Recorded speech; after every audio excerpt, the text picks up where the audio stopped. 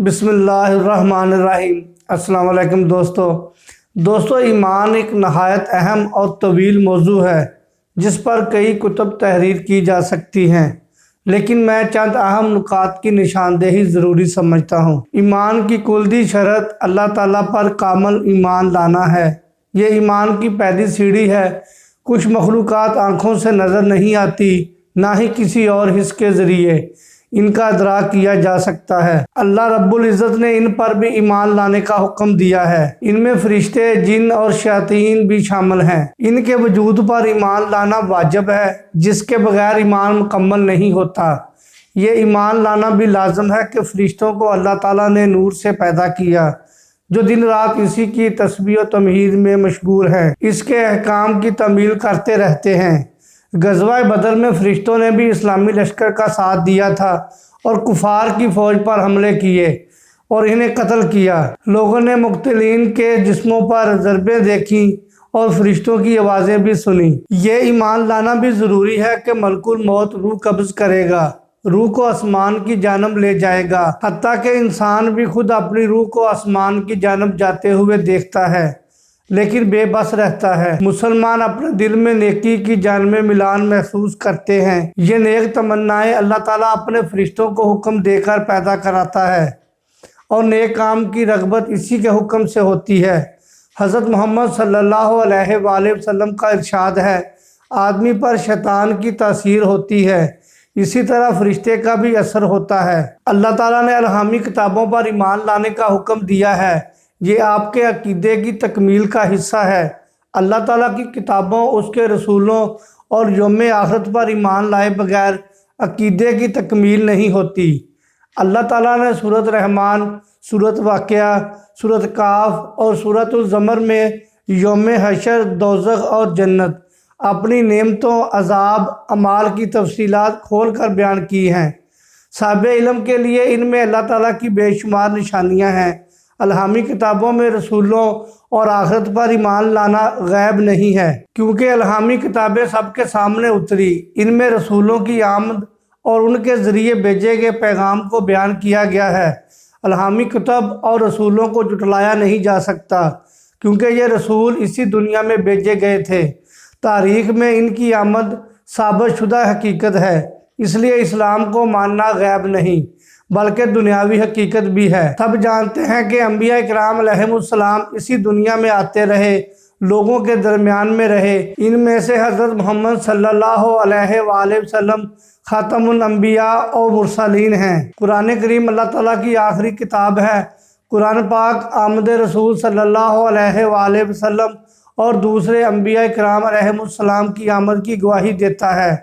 یوم آخرت پر ایمان تمام مسلمانوں کے عقیدے کا اہم جز ہے۔ اللہ تعالیٰ نے اس بارے میں رسول اللہ صلی اللہ علیہ وآلہ وسلم کے ذریعے تفصیلات سے آگاہ کیا ہے۔ آخرت کا واقعہ ہونا یقینی ہے، شک و شبے کی گنجائش نہیں۔ یوم الحساب کو ان تمام اعمال کی سزا اور جزا ملے گی جن کا انسان اس دنیا میں مکلف ہوا ہے۔ رسول اللہ صلی اللہ علیہ وآلہ وسلم کا ارشاد ہے کہ جو شخص اللہ اور اس کے رسول صلی اللہ علیہ وآلہ وسلم پر ایمان رکھتا ہے، چاہے وہ خیر کی بات کرے یا چپ رہے، یوم آخرت پر مراحت کی نشانی ہے۔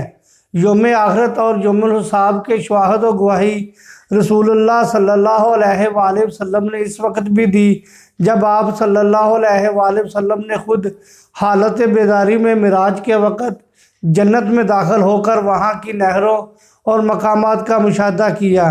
یہ ایک ایسی دلیل ہے جس سے انکار نہیں کیا جا سکتا۔ اللہ تعالیٰ نے سورۃ الحج میں ارشاد فرمایا، ترجمہ، اور تو زمین میں دیکھتا ہے کہ خشک ہے، پھر جب اس زمین پر ہم پانی برساتے ہیں تو وہ ابھرتی ہے اور پھولتی ہے اور ہر قسم کے خوشنما نباتات اگاتی ہے۔ یہ سب اس سبب کہ اللہ ہی کی ہستی حق ہے، وہی بے جانوں میں جان ڈال دیتا ہے اور وہی ہر چیز پر قادر ہے۔ آخرت کے بارے میں سورۃ کاف میں ارشاد فرمایا، ترجمہ، اور ہم نے آسمانوں سے برکت والا پانی برسایا اور پھر ہم نے باغ اور کھیتی کا غلہ اور لمبے لمبے کھجور کے درخت جن کے گچھے خوب گندے ہوتے رہتے ہیں بندوں کو روزی دینے کے لیے، اور ہم نے اس کے ذریعے سے مردوں کو زندہ کیا، اور اسی طرح زمین سے حشر میں نکلنا ہوگا۔ یہ دو آیات عقلی اور ظاہری طور پر اس بات پر دلالت کرتی ہیں کہ جو ذات پاک پیدا کرنے اور حیات بخشنے پر قادر ہے وہ موت دینے اور زندہ کرنے پر بھی قادر ہے۔ اس سے یہ بات ثابت ہوتی ہے کہ یوم آخرت کے معنی دنیاوی زندگی کی انتہا اور فنا کے بعد اخروی زندگی کا آغاز ہے۔ یوم آخرت ایک قطعی زندگی ہے جس کا آنا یقینی ہے۔ پھر کوئی دیکھ سکتا ہے کہ اس دنیا میں ہر طرح کے لوگ ہیں، کوئی ظالم ہے تو کوئی مظلوم، کوئی مالدار آسودہ ہے تو کوئی مفلس، اور فاقہ کش کوئی مومن تنگ دست ہے تو کوئی کافر خوشحال۔ یہ فرق و تفاوت ہر روز کے مشاہدے میں شامل ہے۔ اب اگر زندگی کے دن گزار کر یہ سبھی رخصت ہو جائیں اور مظلوم کے لیے ظالم سے قصاص نہ لیا جائے، فقیر مالداری کا مزہ نہ چکھے، تنگ دست مومن نعمتوں سے فیض یاب نہ ہو جائے، تو یہ حکمت عدل اور مساوات کے منافی ہوگا۔ یہی صورتحال عقلی طور پر بھی دوسری زندگی کی متقاضی ہے، تاکہ مظلوم کے لیے ظالم سے حساب لیا جائے اور خوشحال کافر بدبختی کا نظارہ کرے۔ اللہ تعالیٰ نے سورۃ النجم میں ارشاد فرمایا، ترجمہ: اور اللہ ہی کے لیے ہے جو کچھ آسمانوں میں ہے اور جو کچھ زمین میں ہے۔ انجام کار یہ ہے کہ وہ برائی کرنے والوں کو ان کے عمل کی پاداش میں بدلہ دے گا، نیک کام کرنے والوں کو نیک بدلہ دے گا۔ قضاء و قدر کی اہمیت۔ قضاء و قدر پر ایمان لانا ضروری ہے۔ ان کے معنی ہے کہ اللہ تعالیٰ نے جب کائنات کو پیدا کیا تو ان تمام چیزوں کے بارے میں لکھ دیا جو کہ پیدا ہونے والی ہیں۔ جن چیزوں کے معرض وجود میں آنے کا فیصلہ ہو چکا تھا اسے قضاء کہتے ہیں۔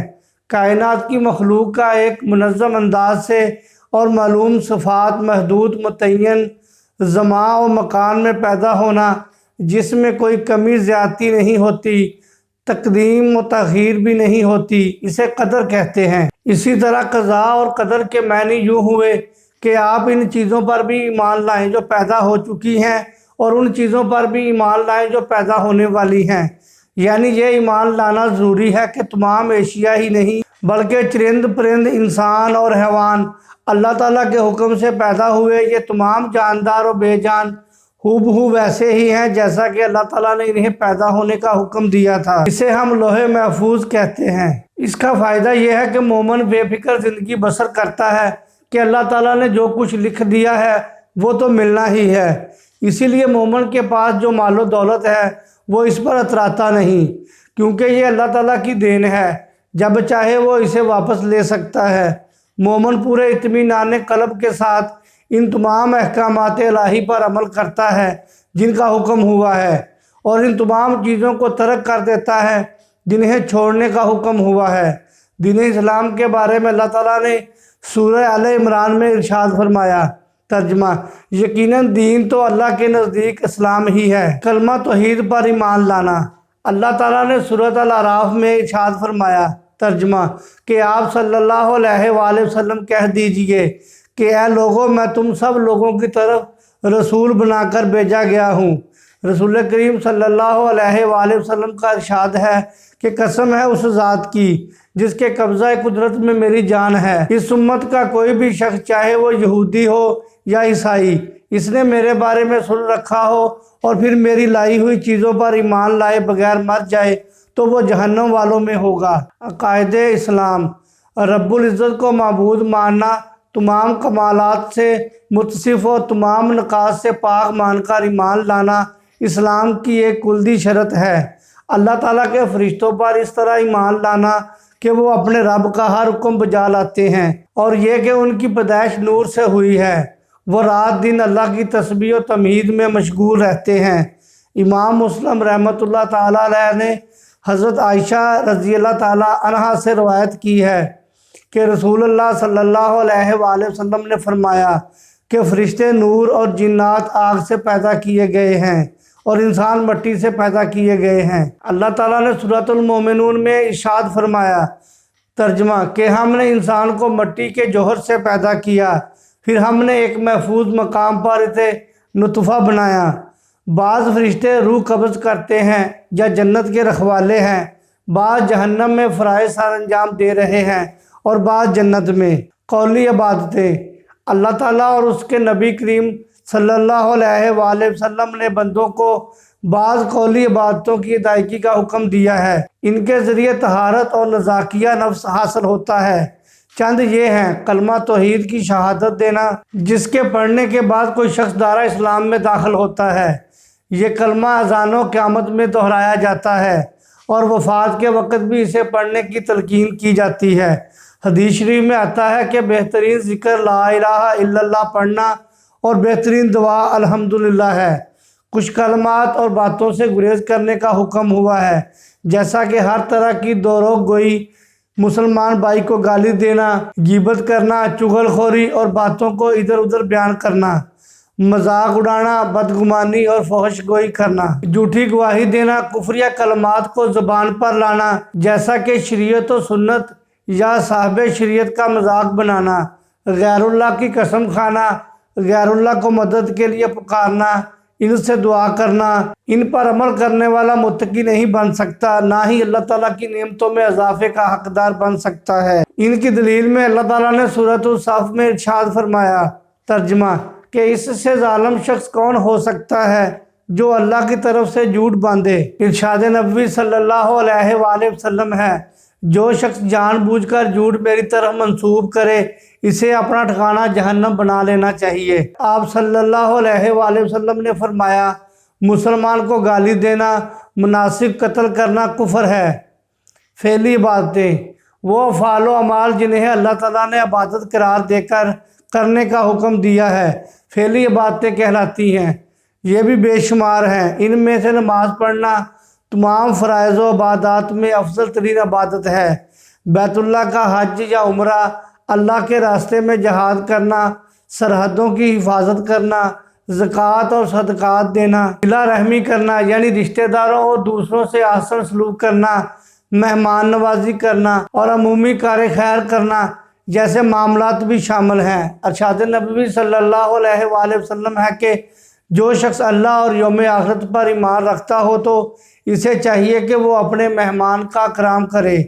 اللہ تعالیٰ نے سورۃ الحج میں ارشاد فرمایا، ترجمہ کار خیر کیا کرو تاکہ لوگ فلاح پائیں۔ وہ افعال جن کا ترک کرنا عبادت ہے، ان سے مراد وہ تمام حرام چیزیں ہیں جن کا تعلق قلب سے ہو یا اعضاء سے، مثلا والدین کی نافرمانی، زنا کرنا، عورت پر بری نگاہ ڈالنا، اجنبی عورت سے مصافحہ کرنا، اسے چھونا یا تہمت لگانا بھی شامل ہیں، سود لینا، یتیم کا مال کھانا، جوا کھیلنا، چوری کرنا، نشہ کرنا، ظلم و زیادتی کرنا، کسی بھی طرح کی ناانصافی کرنا اور حرام باتوں کو سننا بھی ان میں شامل ہیں۔ ارشاد نبوی صلی اللہ علیہ وآلہ وسلم ہے کہ ظلم سے اجتناب کرو، چونکہ ظلم قیامت تک کے دن تاریکیاں بن جائیں گے۔